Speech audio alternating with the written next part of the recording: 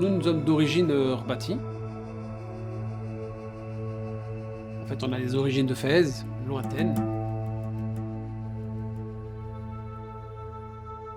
Mon grand-père, pour lui, sa vie, c'est Rabat.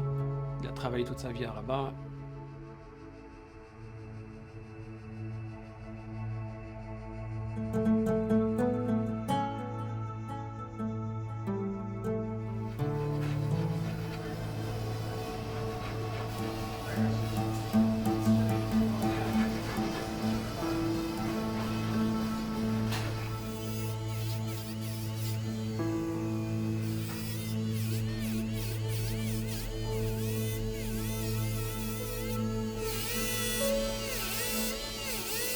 هذا مزروع صافي انا ناخذ هذا.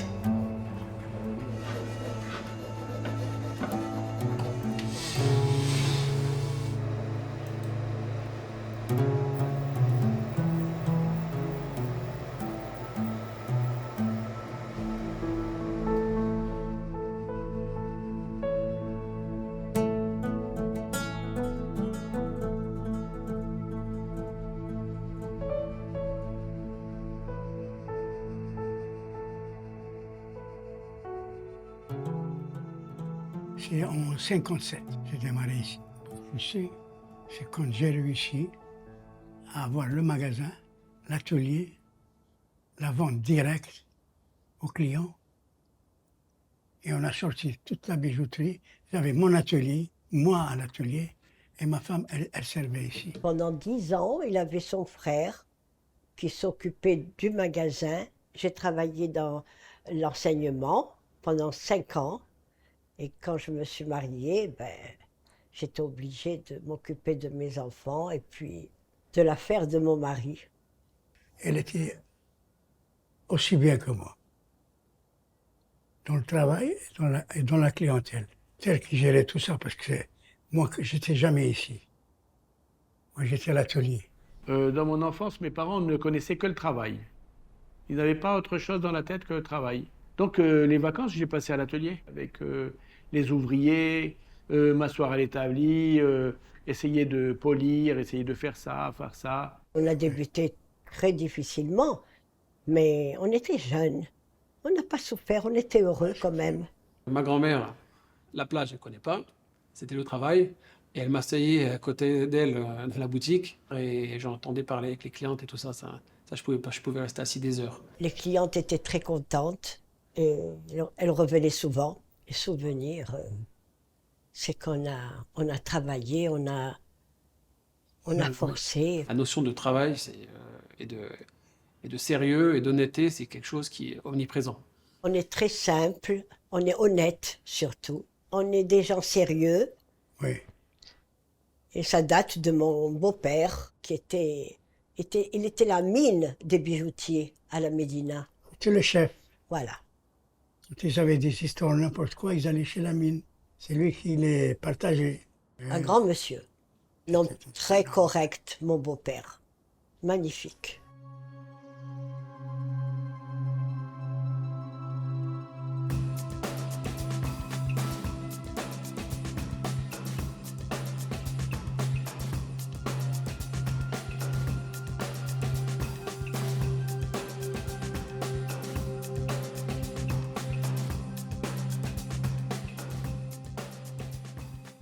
Avec Mimran, c'était son Tanger. ami, il l'a appelé, viens à Tanger, là-bas dans le socle des bijoutiers, Ouais. et il travaillait avec lui comme commerçant.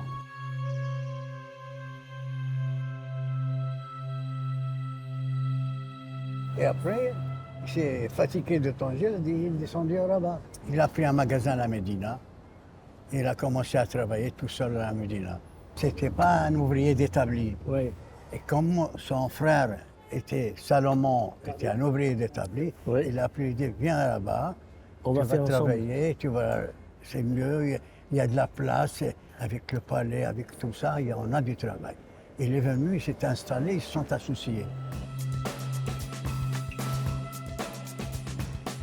Et après, ils ont commencé à gagner leur vie comme il faut. Hein.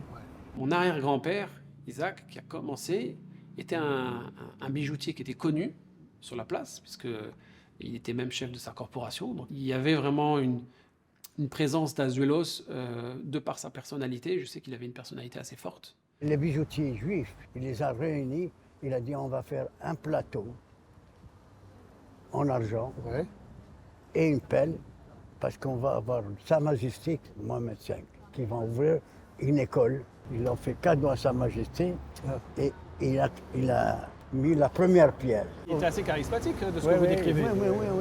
Ah ouais. Il était très respecté. Dis-moi, vous étiez combien? Vous étiez 10, 11 frères et sœurs, vous étiez combien? Il y avait 6 frères et 4 sœurs. À l'établi, c'était le C'était seul. moi, De le toute la seul. fratrie, c'était le seul. C'est moi le seul. Moi, j'ai commencé la bijouterie à 17-18 ans.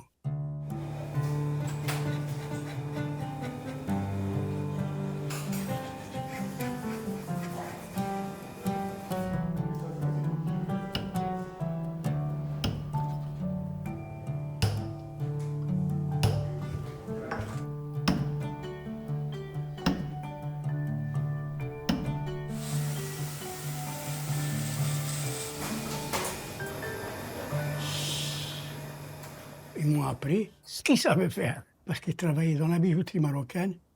C'était un peu brut, un peu... Enfin, c'était pas raffiné. Ah, j'ai fait de tout. Des ceintures marocaines ciselées, gravées.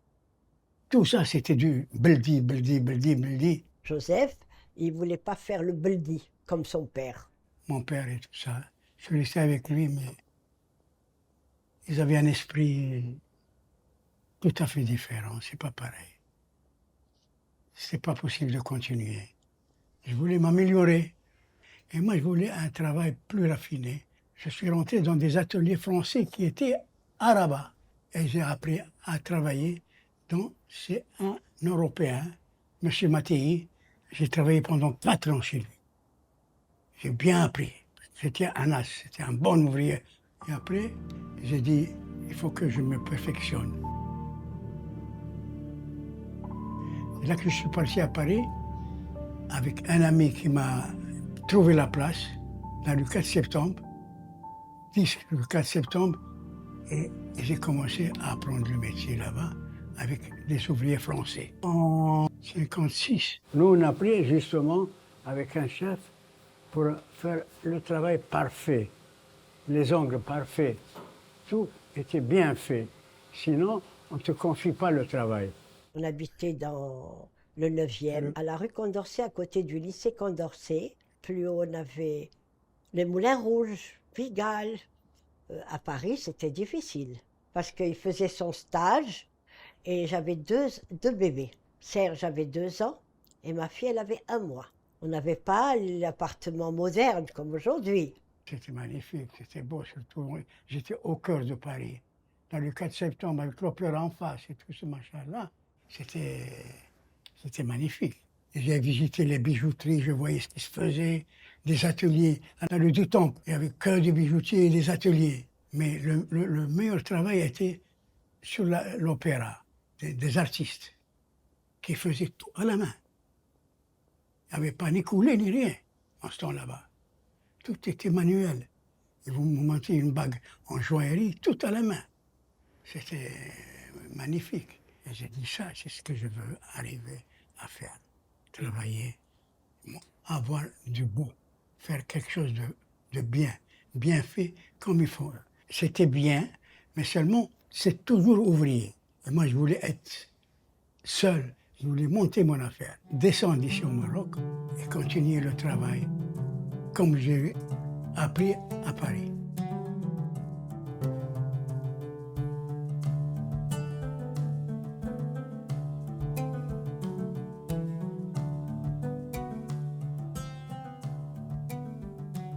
Et j'ai commencé moi tout seul comme ça.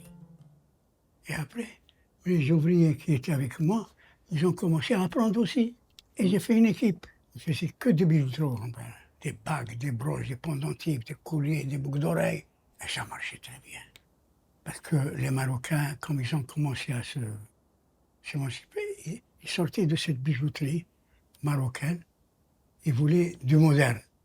Et moi, j'ai été parmi les premiers pour créer le moderne comme ça. Même les bijoux marocains, je les ai modernisés. J'ai mélangé les bijoux marocains avec de l'or jaune, des couleurs, de l'or blanc. Ici, rien ne se faisait comme ça. Et c'était magnifique. Ça a donné un succès de folie. Les ceintures qui se faisaient grossir en bidi, en ciselé, tout ça, je les ai rendues bijoux européens. C'est là où on a travaillé. Après, j'ai embauché pour donner, parce que tout était manuel. Là, on était 25. C'était au début du Maroc, après l'indépendance. Ça les intéressait, ces bijoux, qui étaient une ceinture, ou un boucle d'oreille, ou une boucle, toujours marocain, mais dans le moderne. Pas de ciselé, pas de gravure, rien du tout. Du poli et des pierres. Ils venaient de Fès, ils venaient de partout. Et ils voyaient que tout a changé. C'est moi, créateur. Les ceintures, c'est moi qui les a lancées. Ils adoraient. Ils me payaient d'avance. Quand j'avais besoin de certaines pièces qu'il fabriquait, lui, des ceintures, des trucs comme ça, que je ne faisais pas, moi, à l'époque, je m'adressais à Zuelos. Lui, c'était le champion de la ceinture. Et il avait des idées super. Et c'est des ceintures de 500 grammes, 600 grammes, 700 grammes, 800 grammes d'or. Et moi, je suis resté à l'atelier. Il fallait suivre l'atelier. Il fallait suivre les ouvriers. Il ne fallait pas les lâcher. Il surveille. Ils surveillent. Il est très minutieux pour les bijoux. Il ne faut pas qu'un employé lui fasse quelque chose de travers. Hein? Attention. Moi, l'exigence, c'était capital. Moi, j'étais très ambitieux. Moi, je voulais arriver à faire quelque chose de valable, de fort. C'est mon caractère. Mon rêve, c'est de créer ma marque. Je voyais ces grands bijoutiers, des noms qui marchaient, des banques, des Alper, machin, tout ça. Et je voulais créer ma marque au Maroc. Et ça, c'était mon ambition. Parce que les clients, constamment, j'ai la bijouterie à Zuelos, j'ai vu les bijoux à Zuelos. Les années 60, 70, 80, on a gagné, on a travaillé. C'est incroyable. On n'arrivait pas à suffire. Quand j'étais à 60 ans et 72 ans, j'ai dit, oh, il faut que quelqu'un vienne m'aider. C'est pour ça que j'ai pensé à mon fils. Il était en France, il faisait dentiste. Et mon père est venu à une fois, à deux reprises, etc., me disant qu'il était fatigué, qu'il voulait prendre sa retraite. J'ai dit, viens avec moi, il y a de la place. La bijouterie, elle était restée dans ma tête. C'est-à-dire que moi, en étant dentiste, quand il y avait des foires, j'allais à la foire en étant dentiste. Parce que je voulais regarder, parce que ça m'intéressait. Ensuite, quand je venais en vacances ici au Maroc, je regardais les réalisations qui se faisaient. Donc j'avais toujours l'œil sur la bijouterie. Serge est venu nous rejoindre. On l'a forcé hein, à vendre son cabinet à Paris. Je voyais que ce qu'il faisait par rapport à ce qui se faisait dans le marché, je voyais bien qu'il était innovateur. Et il est rentré avec nous. Il m'a beaucoup aidé. Mon premier rapport avec le métier, c'était l'atelier. Donc je me suis rentré comme un ouvrier. Il a travaillé ici avec moi. Tout était manuel. Il ne voulait pas utiliser toute la technologie pour aller plus vite ou pour faire plus parce que ça le déstabilisait. Mon père est arrivé, il a apporté une dimension nouvelle. Il a cherché l'excellence de la fabrication, du produit. Il a ouvert les yeux sur ce qui se passe à l'étranger. Mon père, lui, il avait cette manière de réaliser toujours tout à la main. Il faisait que des modèles presque exclusifs. Donc la première chose que j'ai fait, c'est essayer de faire des maquettes pour pouvoir les reproduire, pas tout refaire à chaque fois à la main.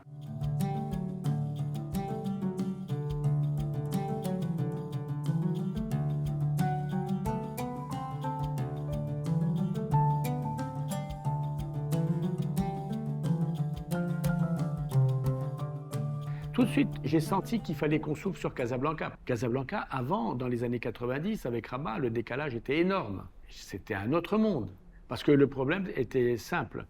Sur le marché de Rabat, on étouffait. Donc je me disais, c'est pas possible, on ne peut pas évoluer en restant enfermé sur Rabat. Et après, quand ils me poussaient les clients vers un Casa, j'ai dit, Serge, il vaut mieux aller à Casa, toi. Et c'est comme ça qu'on a dit, on va pousser et on va partir sur Casa. Mais je ne pouvais pas le faire toute seule. Il était très chaud pour ouvrir à Casablanca parce que pour lui, c'était un sentiment de fierté. Quand on démarre Casa, on est quand même connu parce que beaucoup de gens de Rabat sont partis à Casa. La seule chose qu'on a appris en étant à Casablanca, c'est que les goûts étaient différents. Et quand on faisait certaines pièces, quand elles ne plaisaient pas à Rabat, ah ben, on les envoyait sur Casablanca et elles plaisaient beaucoup. Donc ça nous a permis de nous élargir au niveau de la création. Comme on avait peur, on a pris un petit magasin. Et quand on a commencé à travailler, on a pris un grand magasin. J'avais compris, moi, dans le marché où on était, qu'il y avait une bijouterie qui correspondait à une culture marocaine. La ceinture, ça va avec un caftan. En général, les femmes ne mettaient pas de bijoux en dehors des tenues traditionnelles. Elles n'avaient pas beaucoup de bijoux de tous les jours. Les clients étaient attachés à la touche marocaine, mais ils trouvaient que des fois, elle était un peu trop lourde, trop chargée. Hier, on était sur des bijoux assez lourds, massifs, qu'on portait que pour des événements. Aujourd'hui, au contraire, on apprécie porter au quotidien des bijoux. D'ailleurs, ça embellit, ça donne confiance, je trouve aussi. Il fallait avoir des produits beaucoup moins lourds, beaucoup plus faciles à porter. Ce que j'ai essayé de faire, c'est essayer de trouver des designers, parce que c'est ce qui nous manquait, c'était la création. À un moment, avec un designer, j'ai décidé de réaliser la main, qui est un symbole berbère, qui était utilisé il y a très longtemps et que personne ne mettait. C'était une forme de talisman. Azuelos, c'est la première marque marocaine qui a réinterprété la khmissa, qui est la main de Fatma, qui est un objet fétiche chez nous, et qui l'a réinterprétée de manière très moderne, mais en même temps en respectant la tradition de ce qu'est cette khmissa. Quand on a réalisé cette main-là, le succès a été très, très, très, très fort. Et c'est ce qui m'a donné le sentiment qu'on était sur la bonne voie. Essayer d'établir une identité. La meilleure façon, c'était de chercher dans l'artisanat marocain. Par exemple, la mosquée, elle a été construite avec tout ce que les artisans marocains peuvent faire. L'objectif était d'associer la culture marocaine, l'artisanat marocain, dans le bijou contemporain. On a transformé un artisanat de bois en un bijou. On a transformé un artisanat de faïence dans un bijou. Un artisanat de ferronnerie dans un bijou. Et notre dernière designer, c'est elle qui s'est le plus adaptée à la culture marocaine, c'est elle qui a le plus investi dans la culture marocaine et qui a le mieux traduit l'association des deux.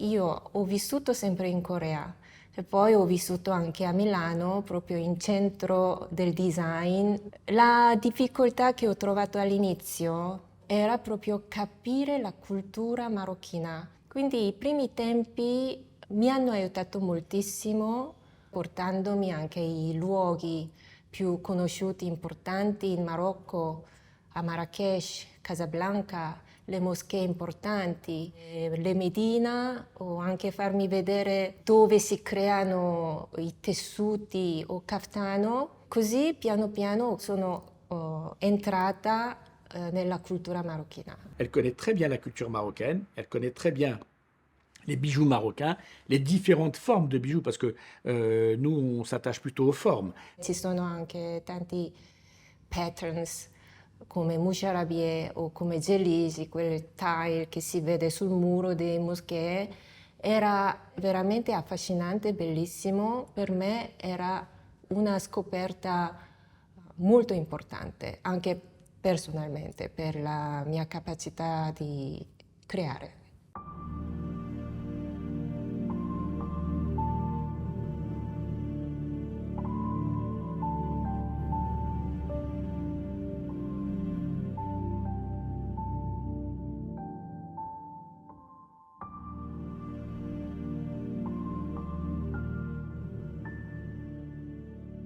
J'avais bien conscience que l'identité, c'était en finale, à la fin, c'était la marque. La DNA Azuelos non posso definire con una parola, però Maison Azuelos è anche una parte della cultura marocchina che rappresenta proprio il paese. E quello è filosofia principale del Joseph Azuelos, mettere proprio il spirito dentro dei suoi gioielli. L'ambition est venue de chez moi, là. Et je voulais quelqu'un derrière moi qui garde le nom Azuelos et qui lui donne encore plus de force. La vision, elle vient de son époque, où il a décidé de changer les codes. Il a donné l'ADN de la marque, qui est une marque de bijoux contemporains avec une empreinte marocaine.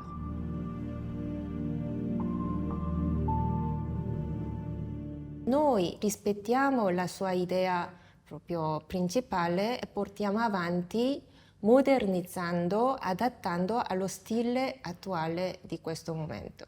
Aujourd'hui, on ne fait que travailler sur tous ces codes qu'il a posés il y a de cela 70 ans. Beaucoup de clientes sont fières de porter des bijoux Azuelos parce qu'ils ont justement cette identité, tout en étant modernes en fait. Sébastien, quand il est rentré dans l'équipe, c'était au début des collections identitaires. Lui, il arrivait de Londres et il a appuyé là-dessus parce qu'il trouvait que ça avait un impact exclusif. C'est ça le plus important. Azuelo, c'est cette connotation à la fois andalouse, à la fois mauresque. Azuelo, c'est le ciel, c'est le bleu, c'est le Maroc, mais c'est aussi un Maroc avec un ailleurs. On a une force créative qui est extraordinaire et un savoir-faire d'excellence. On bénéficiait déjà par mon père d'une bonne réputation. Il a compris qu'on ne pouvait pas être un bijoutier de quartier reconnu, comme mon grand-père. Il fallait donner une autre dimension. J'ai la chance d'avoir eu cette idée de prendre ce chemin-là. Et c'est ça qui fait qu'aujourd'hui, on a une identité. Une fois qu'on est sur elle, elle nous amène, on est transporté. Mon père m'a dit, il faut que tu fasses de Azuelos, non pas un bijoutier connu au Maroc, ou reconnu, il faut que tu en fasses une marque. Une bonne réputation peut mourir. Une marque, beaucoup moins. Et donc, on a travaillé sur tous les codes des marques de luxe. Une marque comme Azuelos, elle n'a pas besoin d'inventer un mythe fondateur, il est là. Il y a la richesse du patrimoine marocain et le faire revivre de cette manière-là, de manière luxueuse, le remettre sur le devant de la scène, je trouve ça extraordinaire. Il y a de la profondeur, il y a de la consistance, il y a une histoire derrière. Il y a une diffusion des produits de luxe connus tellement forte, tellement démocratisée, qu'aujourd'hui, il y a une population qui est à la recherche d'un produit différent. Aujourd'hui, ils ont une vue sur le monde avec tous les sites qu'il y a, tous les bijoux qui peuvent paraître dans les réseaux sociaux et tout ça. Eh bien, ça leur donne encore plus de force d'aller vers ce produit-là qui est identitaire, exclusif et intemporel. C'est une marque que j'aime offrir au Maroc, mais aussi à l'étranger. À l'étranger, les gens découvrent ce patrimoine, cette richesse marocaine de ce que sont le zélige, le moucharabi et la khmissa, évidemment.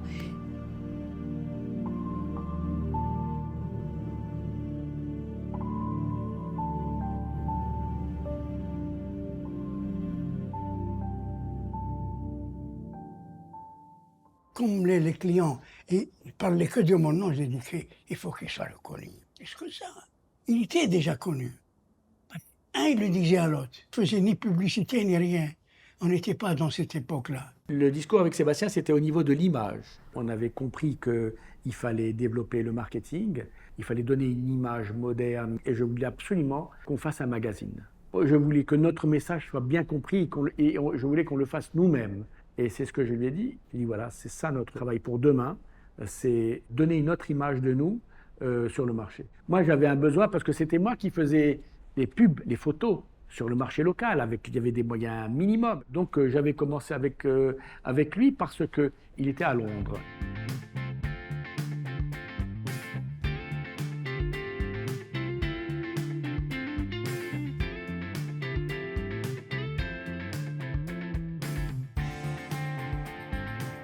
Je suis parti aux États-Unis.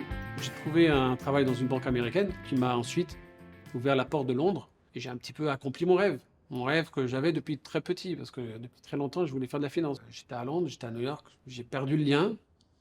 Mais à un moment donné, j'ai senti qu'il se passait des choses. Je sentais, quand je discutais avec mon père, qu'il avait besoin de soutien. Parce que moi, j'avais un regard extérieur. J'étais dans un autre monde où je baignais dans le marketing, où il suffisait de marcher sur Sloane Street, il suffisait de marcher sur les grandes avenues, je voyais toutes ces marques. Donc, je comprenais les codes. Donc, je me suis retrouvé à l'aider dans sa communication. J'étais sur le trading floor de la banque et je faisais les publicités Azuelos. Il y avait la fermeture des marchés, je finissais mon travail et ensuite je me mettais sur l'ordinateur et je faisais les publicités, les visuels pour les magazines de l'époque. Et je composais les photos avec le logo et je les envoyais. Mais c'est avec des photos que j'avais produites moi-même à Londres. Je me suis dit, tu as besoin de belles photos, je vais te trouver le meilleur photographe dans Paris, le meilleur photographe à Londres de produits en packshot et je dis bon, je m'occupe de ça parce que toi, tu n'as pas le temps.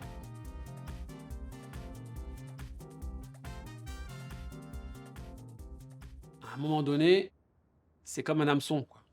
Je me suis pris au jeu et j'ai été tiré par cette excitation de créer quelque chose. À distance, je voyais un produit qui était pensé sur un dessin et qu'on me l'envoyait ensuite et j'allais faire des photos et après on me disait on l'a vendu en tant d'exemplaires. Et je me suis pris au jeu. Là, il a compris le problème que nous avions. Et c'est là où il a dû saisir le challenge, il s'est dû se dire il y a un côté excitant, la routine de la banque me fatigue et j'ai envie de passer à autre chose. C'est peut-être le même sentiment que moi j'ai eu quand mon père est venu me raconter son histoire. Et à un moment donné, mon père m'a dit, enfin je ne m'a pas dit en fait, il m'a rien dit. C'est moi qui lui ai dit, je sais que tu as besoin de moi, donc je vais venir et puis tu verras, tu vas prendre goût et tu voudras plus que je reparte. Donc je suis venu. Et puis, à aucun moment, j'ai pensé repartir. Et à aucun moment, je pense, mon père m'aurait laissé repartir parce qu'on a fait plein de choses. Il y a surtout un soulagement de quelqu'un qui vient t'aider. Parce que tu es seul dans la barque. Quand je rentre au Maroc, je sens qu'il y a quelque chose que je n'ai pas senti de loin.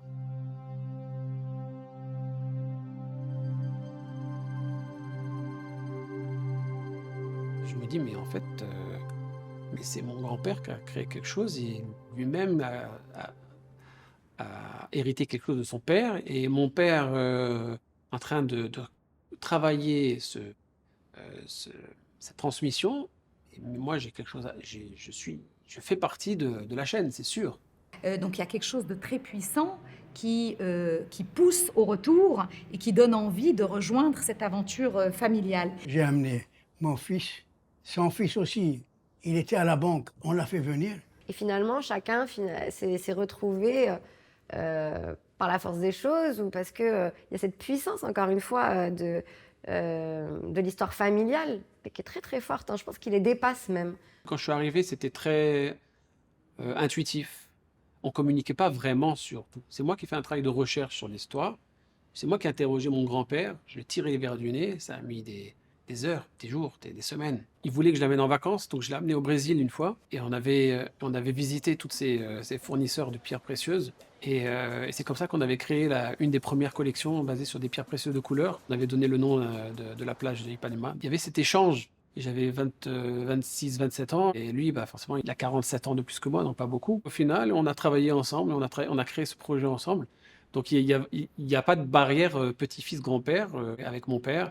On communique très facilement, ça favorise les relations, c'est sûr. Ça fait 15 ans qu'on est 3 générations à travailler ensemble et à s'entendre et à rester ensemble, à communiquer, à parler, à échanger, à essayer d'améliorer. Ces 3 générations qui continuent à un travail d'excellence. Chacun apporte son truc là-dedans. Et le premier qui jette une idée, le deuxième qui prend l'idée au vol et qui va faire la recherche, le troisième qui peut te dire oui, c'est bon, on y va, et ensuite j'interviens, je dis non, cette direction est meilleure, après Sébastien il dit ouais, ça irait, et c'est comme ça que le chemin se trouve. Moi j'ai fini. L'avenir, eux, qui vont le refaire, qui vont continuer. Quelle merveille dans une vie d'avoir réussi et d'être encore acteur dans une transmission pareille avec son fils, avec ses petits-fils. Il est toujours là à vouloir savoir. Il veut savoir, il veut être dans le coup. Il ne veut pas se sentir has-been. Parce que je compte mes jours, moi. Vous savez, hein, quand on a 92 ans, si tu passes 1 an en plus ou 2 ans en plus, c'est un miracle. En fait, il y a du respect pour ce qui a été fait, et le respect du travail de toute une vie, de ma grand-mère qui a passé 60 ans assis sur une chaise dans une boutique à accueillir les clients, et mon grand-père a travaillé très dur. Si aujourd'hui je veux continuer l'histoire, c'est aussi parce que je vois dans leurs yeux que c'est extrêmement important. Comme toutes les maisons familiales, elle a cette beauté de la transmission. Mais je pense aussi qu'il y a cette idée de la responsabilité qu'on a en tant que génération prochaine, que de faire perdurer le travail de ceux qui nous ont précédés. Et chacun a apporté quelque chose. Serge, il a apporté l'entrée dans la modernité.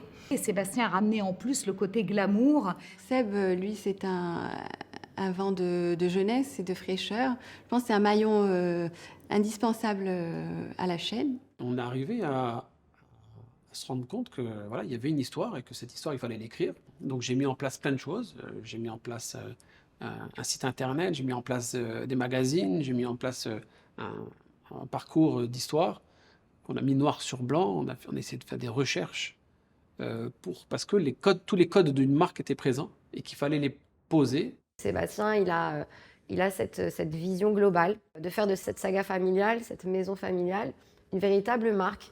On est un peu dans une entreprise familiale où parfois la limite de l'entreprise familiale, c'est la famille. Ben là, non, on est encouragé. Moi, j'ai jamais eu de frein. Toutes les idées que j'ai pu avoir, j'ai pu les exécuter. Et tous les projets qu'on s'est donnés, on s'est donné les moyens d'y aboutir.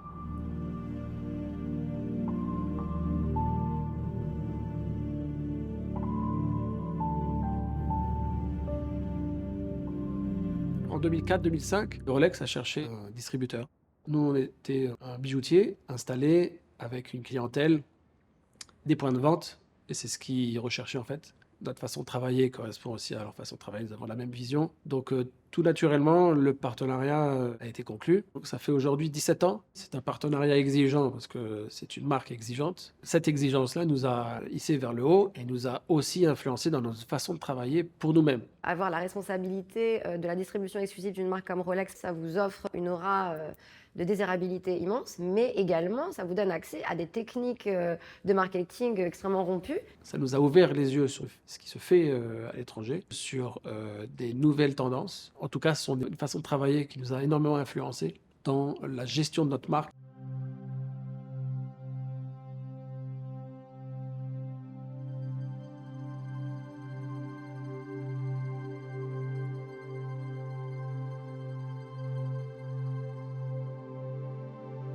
On s'est concentré sur Casablanca avec un deuxième point de vente et ensuite on a ouvert un autre point de vente en 2011 au Morocco Mall.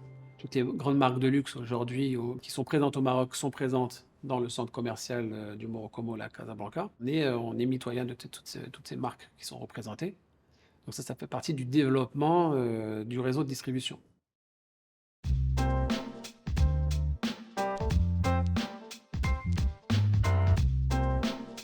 Très très beau. Encore si tu peux ramener aussi des doigts comme ça.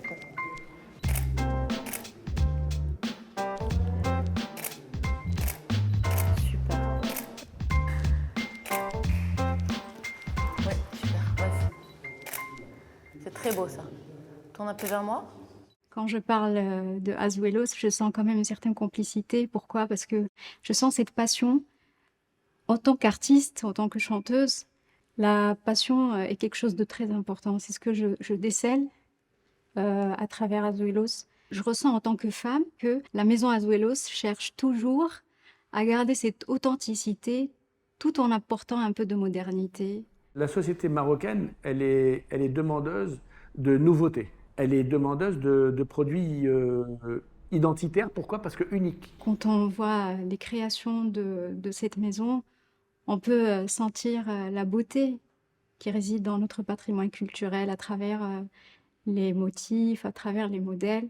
Et je suis fière de porter ces bijoux. L'équilibre entre la tradition et la modernité, il se fait assez naturellement. Parce que le pays entier, il est entre la tradition et la modernité. Mais les tendances sont observées par la clientèle marocaine qui voyage. Le Maroc évolue très très vite. Parce qu'avant, la femme, elle s'attendait à ce qu'on lui offre un bijou. Mais maintenant, actuellement, les femmes, elles osent quand même aller se faire plaisir en achetant un beau bijou, une belle pièce.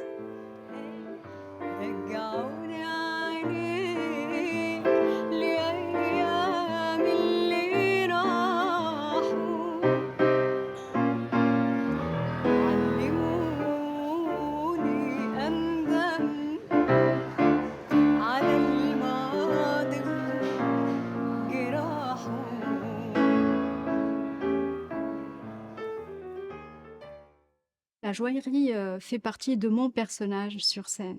Donc ça rajoute cette touche qui me donne confiance en moi, qui m'anime, qui m'habille et que je porte. Et j'espère que je porte avec sincérité surtout.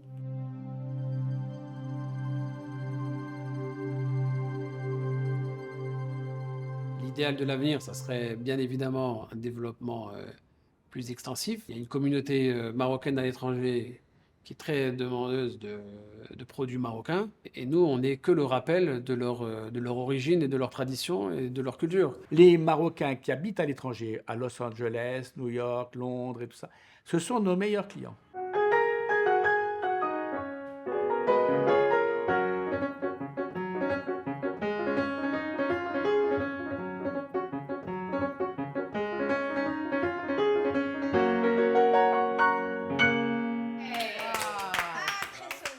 Au-delà du bijou en soi, moi j'ai l'impression de porter toute une histoire. Ça c'est un bijou d'inspiration berbère. C'est un lien aussi, tu gardes un lien avec le Maroc. Elle a son pays qu'elle aime, elle le retrouve à travers le produit et quand elle le porte à l'étranger, l'effet que ça fait dans l'environnement où elle est la satisfait encore plus. Et je les ai vus en version courte. Je les ai achetés parce que je me suis dit que c'était un bijou discret que je pourrais porter facilement en allant au chantier. Si on se développe à l'étranger, c'est pas pour ne plus être marocain. On sera toujours marocain.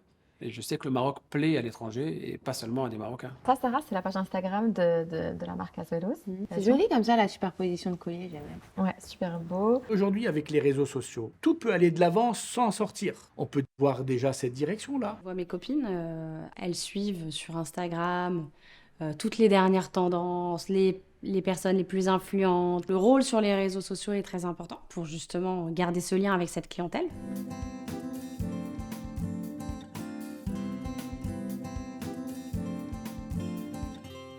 D'ailleurs, si on était peut-être connu à l'international, j'espère un jour, on aurait beaucoup de succès, je pense. La marque Azuelos a pour moi un potentiel énorme à l'international, bien sûr. Développer une marque sur le marché international, c'est un autre job. Moi, j'aimerais que Azuelos, dans 10 ans, soit une marque qui soit aussi reconnue en dehors du Maroc. Parce que je trouve qu'elle a sa place. C'est le rôle de la génération future de développer à l'international. Je pense que notre bijou peut plaire à l'étranger, parce que forcément, ce sont des produits que vous ne trouvez pas ailleurs. Mon rêve, c'est que ce que j'ai fait, je le retrouve ailleurs. S'il fallait choisir un premier point de vente en dehors du Maroc, ce serait peut-être un petit corner à Paris, au bon marché. Notre histoire est centenaire. Tout commence lorsqu'Isaac Azuelos, fondateur de l'enseigne, ouvre à Rabat la toute première boutique en 1920. Je suis partie à 18 ans, donc je suis partie en France. J'ai travaillé 3 ans en finance, dont plus de 2 ans aux États-Unis. Je suis revenue à Paris, dans l'informatique, plutôt côté commercial. Il n'a jamais été question pour moi de venir travailler avec la famille encore à cette époque.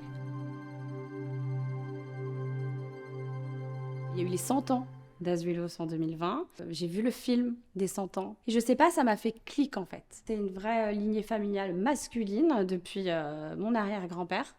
Il y a eu ma grand-mère, évidemment. C'est la seule femme. Et en fait, au milieu de ces hommes, elle a clairement fait sa place sans problème. Depuis sa petite boutique, je pense qu'elle régissait beaucoup de choses. Elle s'est construit une clientèle qui, aujourd'hui encore, moi, quand je suis en boutique, on me parle de ma grand-mère. On me dit même, ma grand-mère achetait ses bijoux chez votre grand-mère. Je pense que la relation avec ma grand-mère a été très importante pour moi. L'approche féminine était la bienvenue. On est sur un bijou féminin, il n'y a que des hommes. Les gens qui m'entourent, mes copines, qui ont la trentaine, c'est la clientèle d'aujourd'hui en fait. Donc je peux sentir ce qui est recherché, ce qui est apprécié. Donc je suis un bon vecteur aussi.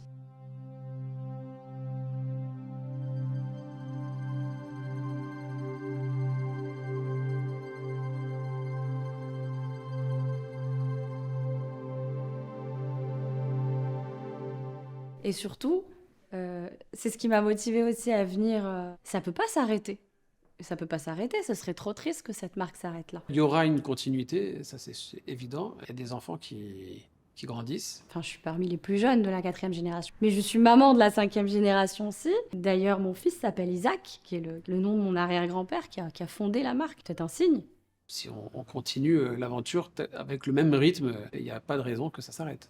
J'aimerais qu'on continue à faire rêver avec nos créations et créer encore longtemps de l'émotion en fait, beaucoup d'émotions. Nous, on a besoin de créer pour continuer à exister. La création, c'est celle qui te fait avancer. Sans création, c'est la mort. Lavoro non diventa più lavoro quando tu lavori con la passione, è l'amore.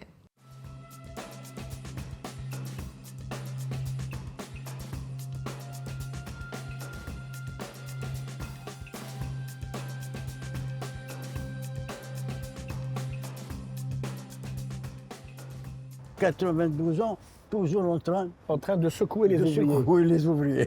Je suis resté bijoutier. Vous êtes venu tout seul, mais c'est arrivé, et vous êtes venu, on s'est rassemblés. Moi, j'ai réussi quelque chose, et vous êtes là, et on a réussi ensemble. Bon, tu es content qu'on travaille tous ensemble au final? Et bien sûr, parce qu'on est toujours ensemble à trois. Sinon, ça n'a aucune valeur.